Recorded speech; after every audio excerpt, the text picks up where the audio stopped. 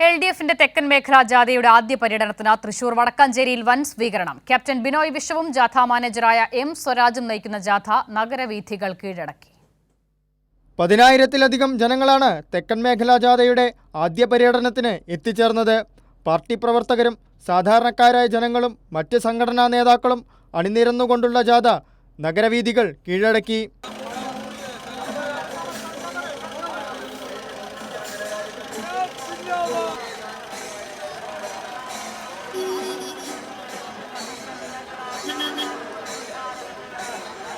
CPI സംസ്ഥാന secretary Binoy Viswam നയിക്കുന്ന ജാഥയ്ക്ക് വിവിധ നിയോജക മണ്ഡലങ്ങളിൽ വലിയ സ്വീകരണമാണ് ഒരുക്കുന്നത്.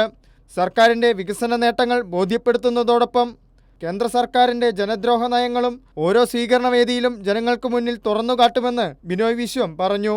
1000 നാവുള്ള നുണപ്രചാരകന്മാർ രണ്ട് വേഷം കെട്ടിക്കൊണ്ട് എന്നാൽ ഫലത്തിൽ ഒന്നായി അപ്പുറത്തുണ്ട് UDF BJP.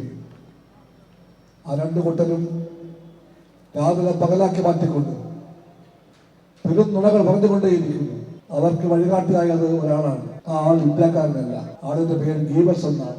ഈ ശൈലിയാണ് ഹിന്ദുത്വ രാഷ്ട്രീയത്തിന്റെയും ഫാസിസത്തിന്റെയും ഇന്ത്യൻ പതിപ്പായ BJP RSSും എല്ലാ കാലത്തും ഇന്ത്യയിൽ നടപ്പിലാക്കാൻ ശ്രമിച്ച ശൈലി. ആ ശൈലിയാണ് ഇന്നിപ്പോൾ കോൺഗ്രസ് സുഹൃത്തുക്കൾ വിട്ടുവന്നിരിക്കുന്നത്. നാളെ രാവിലെ 10 മണിക്ക് വടക്കാഞ്ചേരിയിൽ നിന്ന് ആരംഭിക്കുന്ന ജാഥ വിവിധ മണ്ഡലങ്ങളിലെ പര്യടനത്തിന് ശേഷം തേക്കിൻകാട് മൈതാനത്ത് സമാപിക്കും. വെള്ളിയാഴ്ച രാവിലെ പുതുക്കാട് ആരംഭിക്കുന്ന ജാഥ ഇരിങ്ങാലക്കുട, കൊടുങ്ങല്ലൂർ തുടങ്ങിയ മണ്ഡലങ്ങളിലൂടെ പര്യടനം നടത്തി ചാലക്കുടിയിൽ സമാപിക്കും. കൈരളി ന്യൂസ്, തൃശൂർ.